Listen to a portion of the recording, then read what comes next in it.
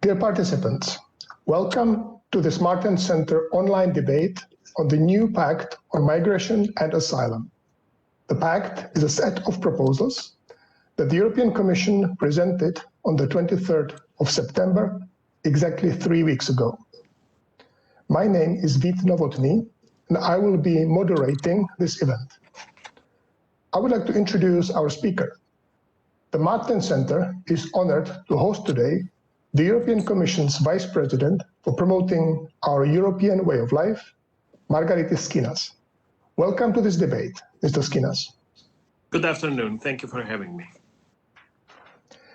Our debate is scheduled to take 45 minutes. You, our participants, can ask questions to our speaker. Please do so by posting your questions in the comment section on the Facebook page where you are watching this discussion. You can start posting your questions now. After the event, please also give us feedback in the same comment section on the event page. We'll go straight to the matter. Mr. Schinas, in your previous presentations of the new Pact, you likened the proposals to a three-story building. The first floor is the external dimension of the EU's migration policy and cooperation with third countries. The second floor is border management and better asylum procedures. The third floor is solidarity between the member states, coupled with responsibility. If you could imagine now that you are an architect of this building, and I am your client, and as a client, I will ask a question or two about each floor of this planned building. So let's start with the first floor, the external dimension. What is new on this floor? The Pact itself doesn't include any new legislative proposals. There are some policies proposed, but no new legislation. How do you imagine that cooperation with third countries could be improved without better legislation?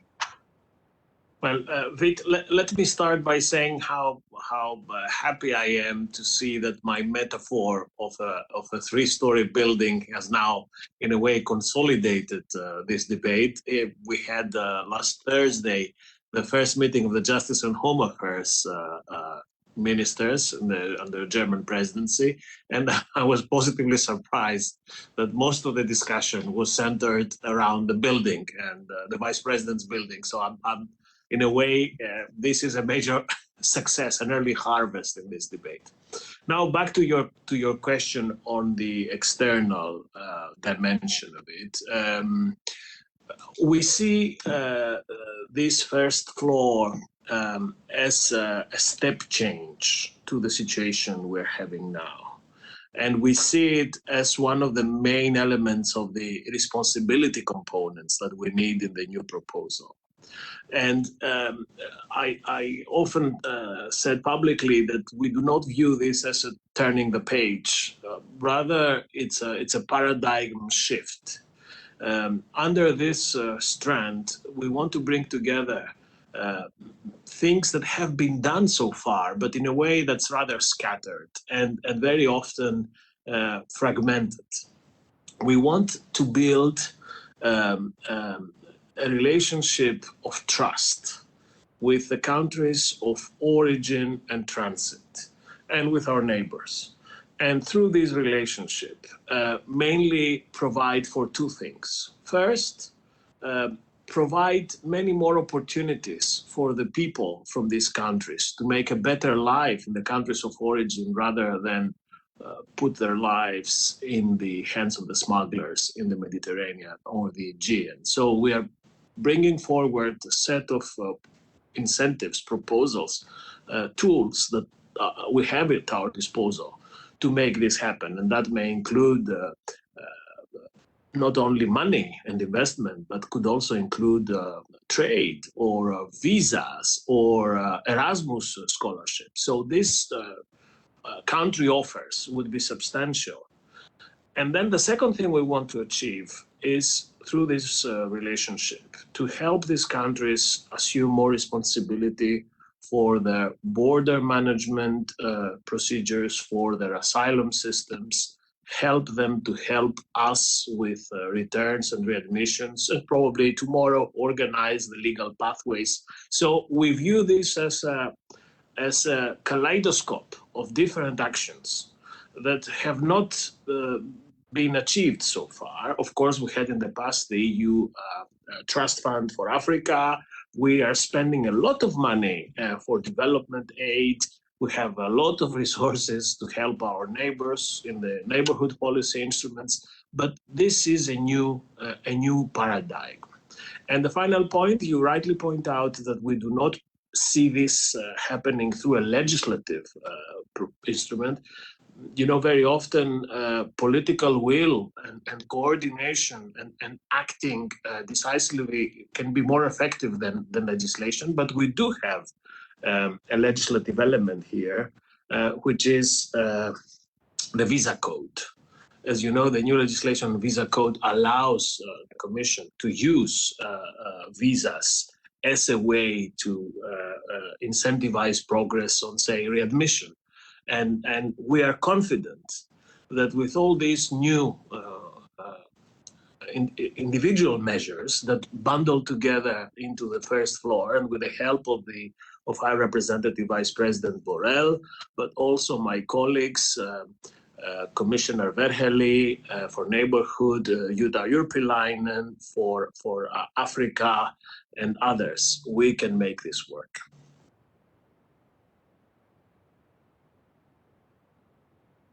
I cannot hear you. Let's move to the second floor now. That's border procedures and asylum. And I would like to start with asking you, Mr. Schinas, about the reform of the Dublin system. You yourself stated probably more than once that Dublin is dead, and that things will change in terms of responsibility for irregular arrivals to the European Union. The vast majority of those happen through maritime routes, although increasingly we also see air routes, people arriving through airplanes. Nevertheless, in the proposed pact, I myself didn't see much of a change. The responsibility of the first country of arrival is still there. And there are some reforms, but how radical are those changes? Yes, on the second floor of the building, of course, borders procedure is one thing. The other thing is a more robust management of our external border through Frontex and other means. But on the first part, on Dublin, you know, Dublin has been designed for an era that Europe was not subject to the global migratory flows and pressures we're currently faced with. It was another tool. It was a tool for another era, where very few asylum seekers, many fleeing from dictatorships in southern Europe, could move. So this is a new ball game. So indeed, we have put Dublin to bed, and we're starting afresh.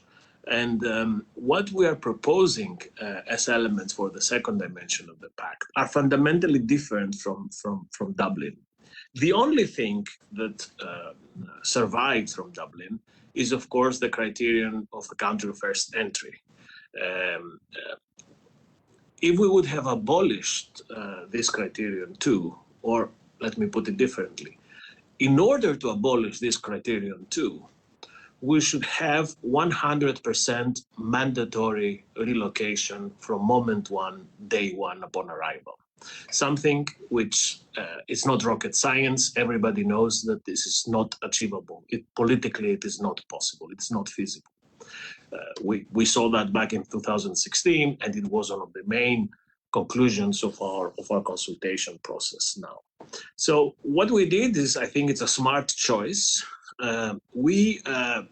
As I said, we put Dublin to bed, we put it aside, and we have actually enlarged the hierarchy of criteria that allows us to determine which member state is responsible for an asylum claim in a way which is much more generous, if I may say so, or more solidary to the countries of first entry. As you know, the country of first entry is there, but it's the fifth criterion in the order of the hierarchy of criteria that we have proposed. If an applicant has a family in another member state, and we have included siblings now in this proposal, if there is professional qualifications that justify his moving. So we have added additional criteria to mitigate the importance of the country of first entry. But I think one has to be of bad faith to say that this is Dublin. This is not Dublin. This is beyond Dublin. And the second element of the second floor, of course, is what we want to see, which was not there in 2016 either, which is a system of collective, robust management of our external border. We hope that our European Border and Coast Guard Agency, what is now known as Frontex, will every year become more important, with a standing corps, with their own boats, means, tools, helicopters, and this would make a difference on the ground, as we saw it in the beginning of March in Evros, in the Greek-Turkish border.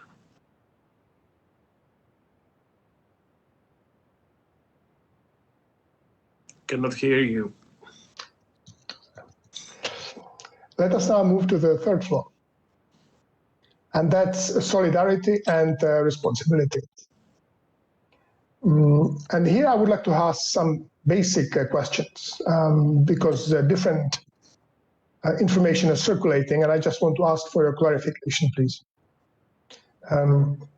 There is a new instrument called written sponsorship included in the new pact.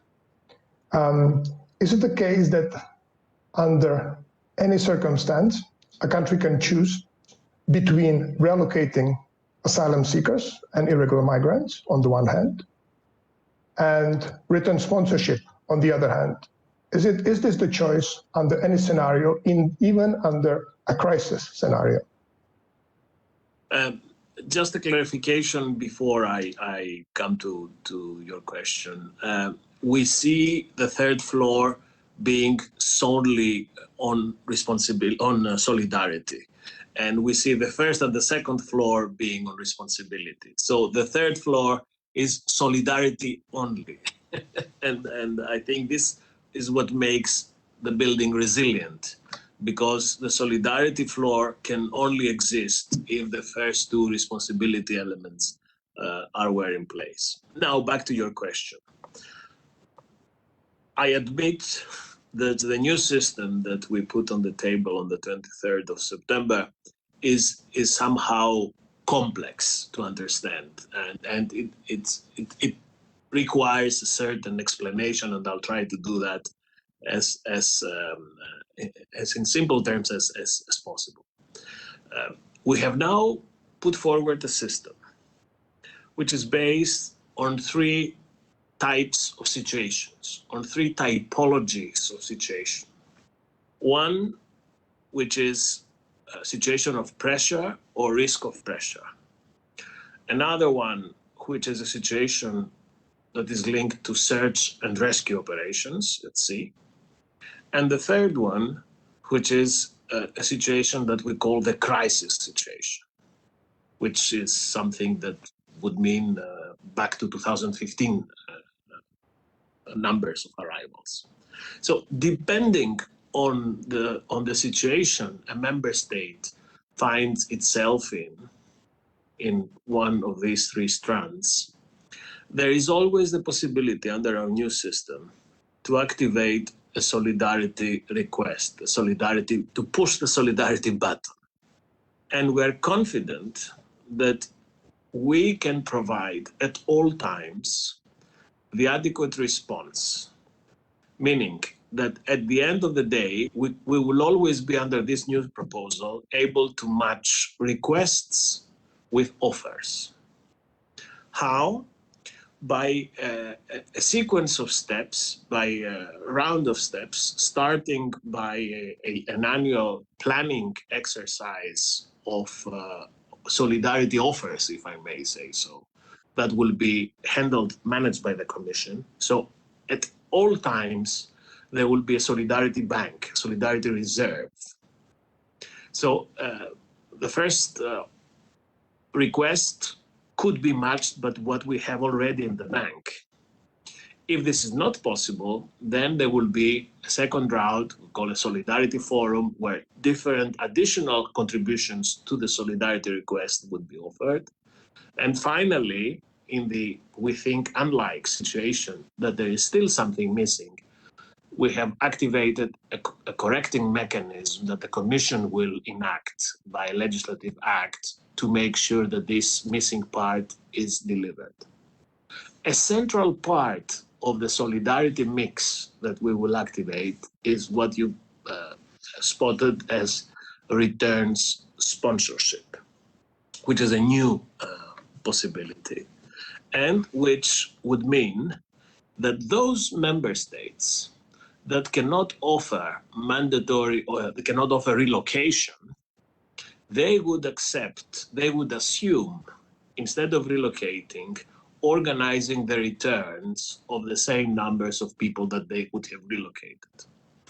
And they would do it not alone, with the help and the financing of the European Union, with the help of Frontex, and in a system that would be orderly and in 4 months period, which is a rather generous time span to organize return operations. So we hope, and we are confident, that this new system, which we prefer to call a system of permanent, effective solidarity, goes beyond this false dichotomy that we had in 2016 between mandatory or voluntary, because it implies that everybody would have to chip in, but there will be no exit door out of the obligation to provide something that makes a difference on the ground. And the fact that the Commission would be the master of the process and would have also this correction mechanism at hand will ensure the right match of requests with offers. And then I finish as I started this point. I understand that this is a rather complex system, but it's a new system and it's part of a circuit. This solidarity circuit needs to be seen as part of a whole that starts with a screening procedure in the borders, with less arrivals because of better relations with third countries, with quick steps into the process. So this is what we want to achieve. For the first time, we want the European Union to have a comprehensive, a holistic, cohesive policy framework for migration and asylum, something which, as you know, is not the case now. Okay, thank you very much for putting some light on this complex question. And let us hope that this complex solidarity mechanism will, in fact, work. Let me now ask a question which is not specific to any of the floors, but it's about the whole building that's being planned. In fact, if we imagine that the architects are preparing these plans, one architect has put their signature on the plan, that's the European Commission. However, there are 28 other architects. That's 27 member states, plus the European Parliament, which is there with a sort of a supervisory function as well. Now, at the end of the process, the planning process, we will need the signatures of 29 architects under the plan, the European Commission, 27 member states, and the European Parliament. And this is where my question comes in. If you were to imagine that a blank sheet of paper with no plans at all represents 0%, and fully completed and signed building plan is 100%. So on this scale, 0 to 100%, where are we now with the preparation of the new pact? Okay, you took my metaphor to new heights, but I accept the challenge.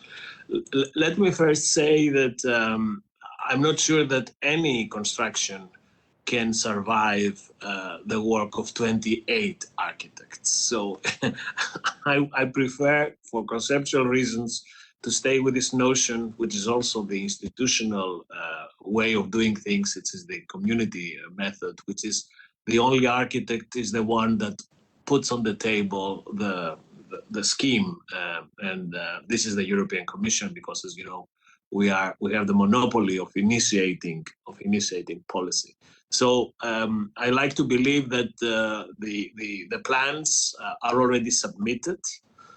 They are now beyond the planning phase, and they are in the hands of the construction company.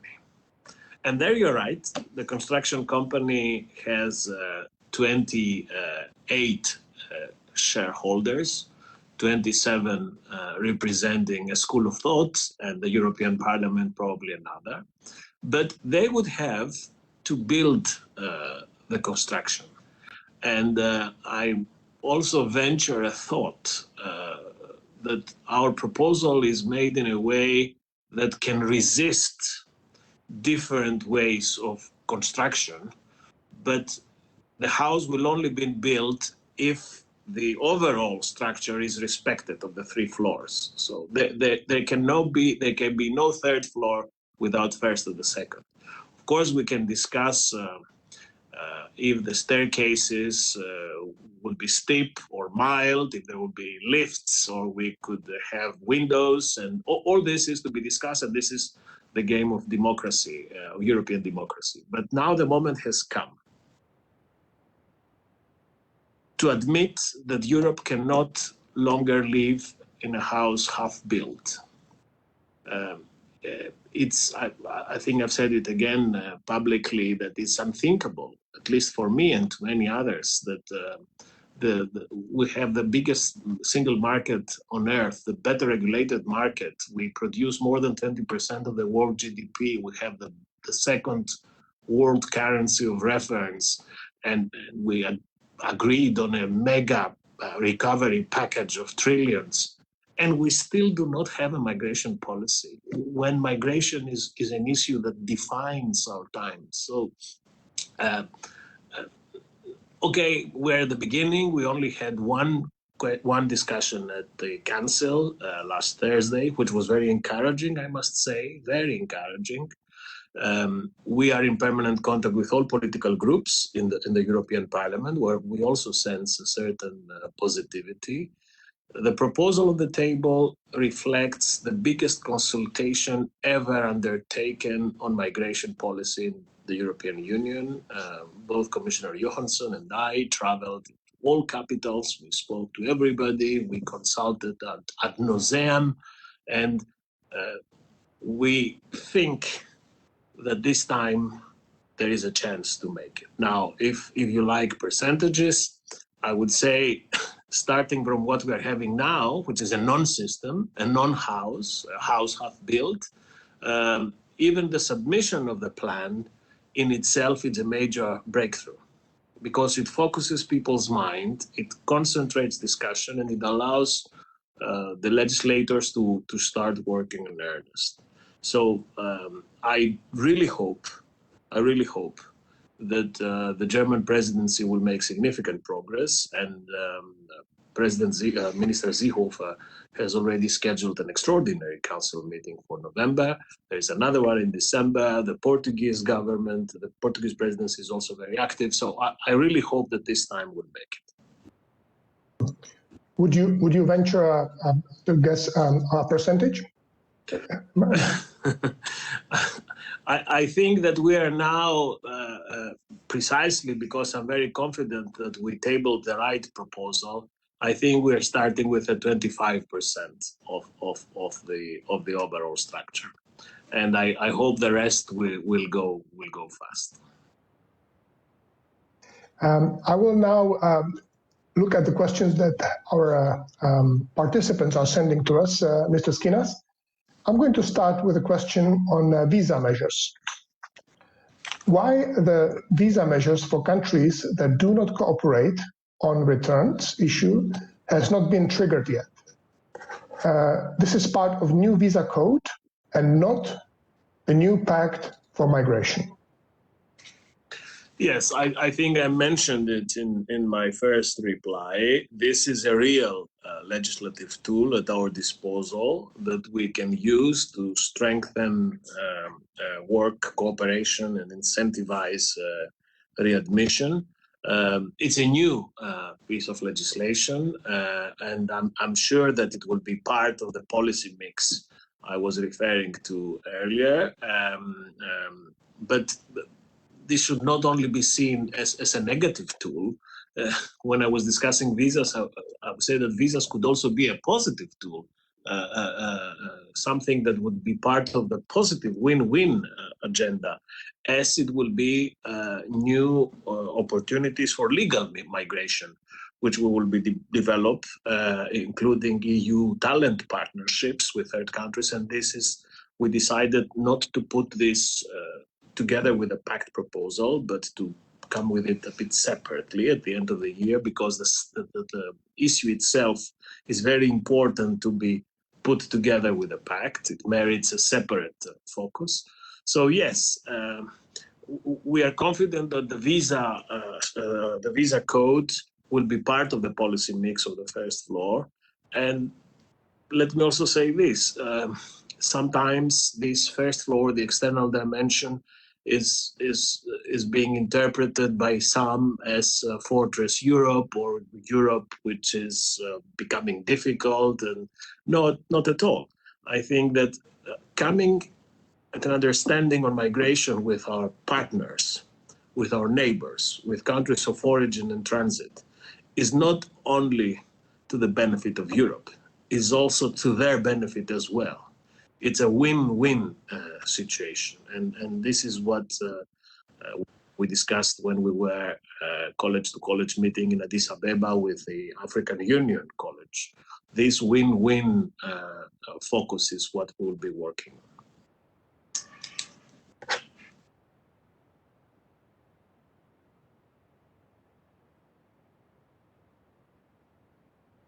I cannot hear you, Vit. Have to unmute. Yes, now. Yeah. How will the new Pact make better rules on responsibility for asylum requests, in your view? I think this question is about unauthorized movements within the European Union, the so-called secondary movements. To what extent is the new Pact addressing this question? Yes, we have rules against secondary movement, and in the Pact, in the Pact proposal. But other than the specific rules, let me put it a bit differently. What is the main reason for having secondary movements now? Is the simple fact that we don't have an EU policy framework. So we have a patchwork of different solutions that produce very unequal outputs. We have not yet fully digitalized all our databases, which is something that we legislated upon and we are working on to implement. So this allows for many black holes into the system, hence the secondary movements. With everything that we are proposing in the Pact, which is also the extension of the responsibility for asylum seekers, which is all this complete system, the whole of system approach, where from moment one at the border with the screening procedure until the end, everything is linked to everything else. It will be very difficult to have secondary movements. On the contrary, the new system will provide more predictability. And okay, let us also be very clear and honest.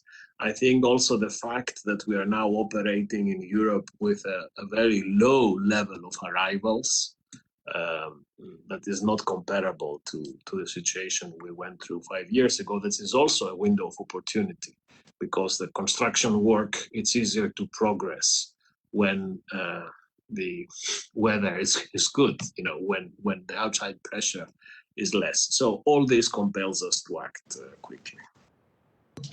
Thank you. I will ask you a question of my own here. There has been a lot of discussion about the border procedures proposed in the new Pact. These border procedures are supposed to distinguish at a very early stage, following a pre-screening, asylum applicants from countries with low recognition rate from those with a higher recognition rate.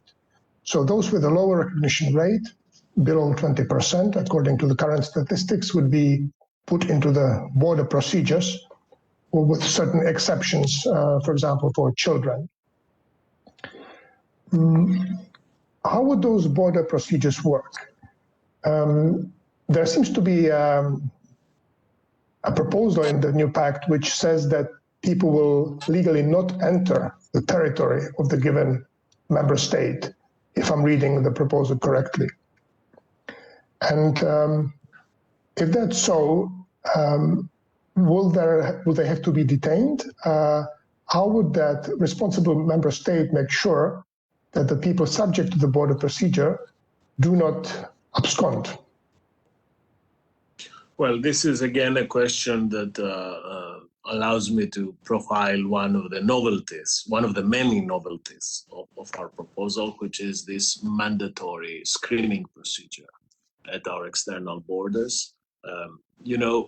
When someone arrives at the external borders of the European Union, something has to happen. It is not a moment that is a moment without any legal consequence. The same thing as when someone arrives at the US or in Australia or in New Zealand. So with this mandatory screening procedure, we will precisely activate the circuit that I was referring to earlier. On the modalities are important because no one should be allowed into the territory without first undergoing a series of health tests, of security tests, of identification and fingerprinting through Eurodac, and of course, what we have added now is to determine the likelihood of a person to obtain asylum procedure or not. So this is important. This is what the screening procedure would tell us in the first 5 days. And then, as you rightly say, according to whether one is exempted or not, there will be different steps into the subsequent procedures. Now, we have not created any new detention grounds, others than the ones that already exist in the legislation. That means that asking for asylum should never be a reason to be detained. But for the border procedures, which is the next step, member states should apply the rules that they have that are in line with their own national legislation. And there are specific grounds for detention, which is to establish their identity, prevent absconding, or someone has been assigned a specific place of residence and has not complied with this obligation. All this is legislated upon, so I'm not improvising. So, of course, what we try to do here is proportionate and necessary measures that would allow our member states to fully comply with the asylum requirements. Everyone who would need to be filed for asylum would have to be allowed to file, but at the same time to have the possibility to organize returns, quick returns for those who are not under the protection of or asylum laws. Again, we are confident that the new system is both in line with the procedural guarantees that are provided in the legislation, but also it adds this element, which we do not have now, of systematic checks to determine what's next after the moment of arrival. Thank you very much. There's another question from a participant. It's about the reform of Dublin. I will read it. What will happen to Dublin? Will it be amended, or how will it be changed from the legal point of view? Now, my understanding is, of course, the current rules, including the Dublin regulation, will remain in place until a new piece of legislation is adopted. But when that new legislation is adopted, hopefully, what is the specifics? What is that? That is the question, I think. What's the mechanism of reform that? Well, I have the feeling that our friend who asked this question probably didn't follow our earlier exchange. I think I can repeat it for the sake of clarity. We are putting Dublin to bed, and we're starting afresh.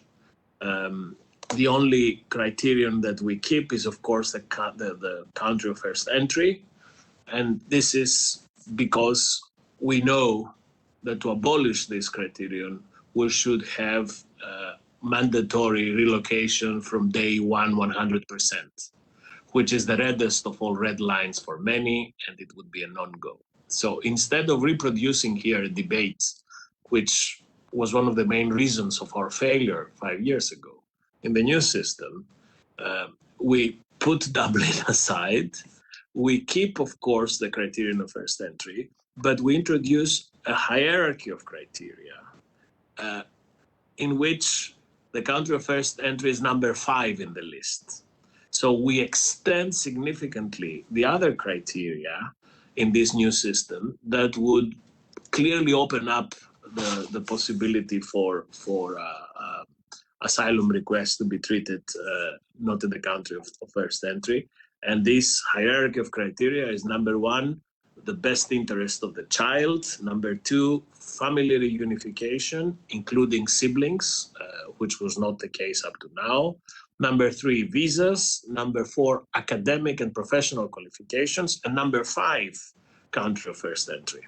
So we, with this proposal, which is again part of the overall circuit of the whole of a system approach we are proposing, we navigated through the red lines and produced something that we think strikes the right balance and meets with a heavy doses of realism, allows us for the construction workers to do their job and agree quickly.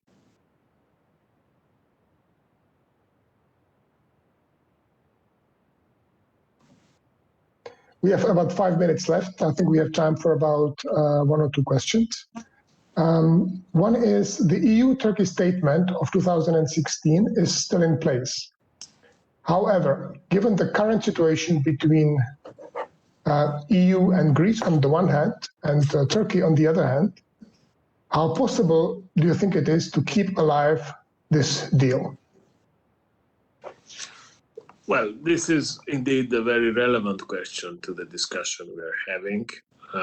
The starting point is, as I was saying, that we need to have effective cooperation with our countries, with our neighbors, countries of origin and transit, of which Turkey is a particular case.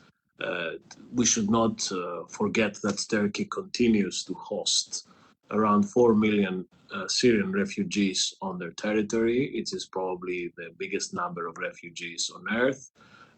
Of course, with our help, with our money, if I may say so, but still it's a laudable thing that they do that, and we need to be able to thank them and recognize for that. It is also true that the EU-Turkey statement of 2016 worked. In a way, it produced a significant impact, and it reduced considerably migration flows. And if we would have done a bit things different also on the returns procedure, probably it would have worked even better. Now, it is equally true, as our friend asks, that of course the current geopolitical situation in the Eastern Mediterranean, and this is not only, I think, a Greek-Turkish problem, this is a broader issue that pertains to Turkey's tactics and rhetorics and attitude and actions, also in Libya, in Syria, in Nagorno-Karabakh. It significantly burdens the political atmospherics within which this migration cooperation should continue.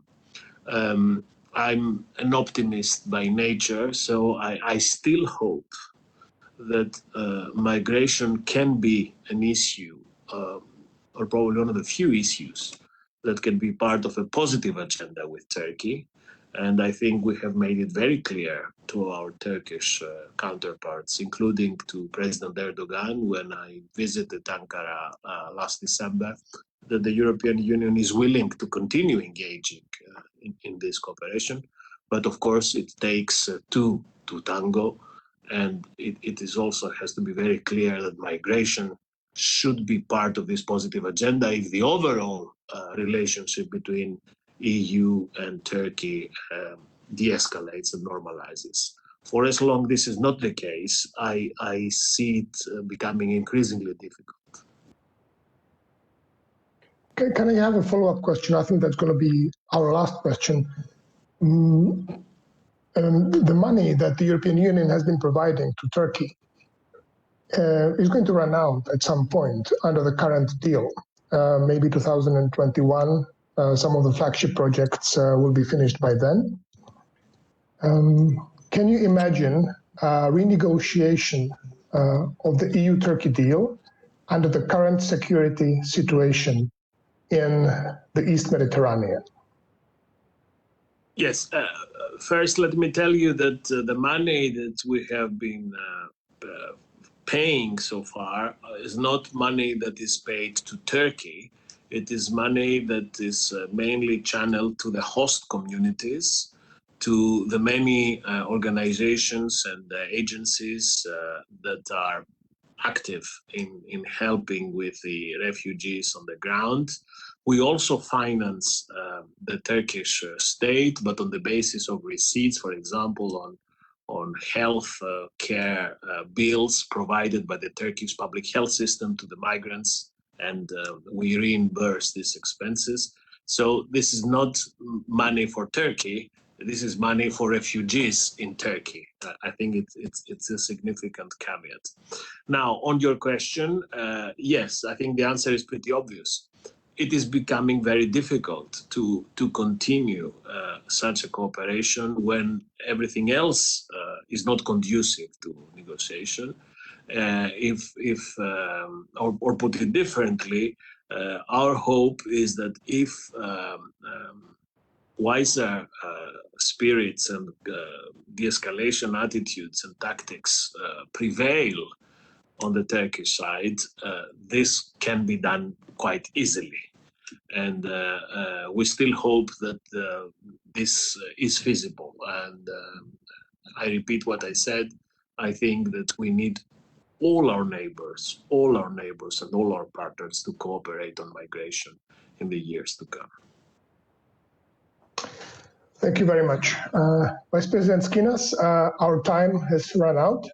I want to thank you very much for your participation in this debate, shedding light, providing information, giving evidence as to what is being proposed, in fact, is very important. And I think you have a monumental task ahead of you to explain to people such as myself and others, our viewers, about the content of the proposals. We are all aware that the whole enterprise is not only up to the European Commission. We are all aware that without the goodwill of the member states and the European Parliament, nothing is going to move. So let me wish you good luck in that enterprise. And thank you again. And I hope to host a similar event with you, hopefully, in the future again. Thank you. Thank you for the hospitality, and thank you for your questions. And keep up the good work and the metaphor of the three-floor building that we need. Thank you. Thank you.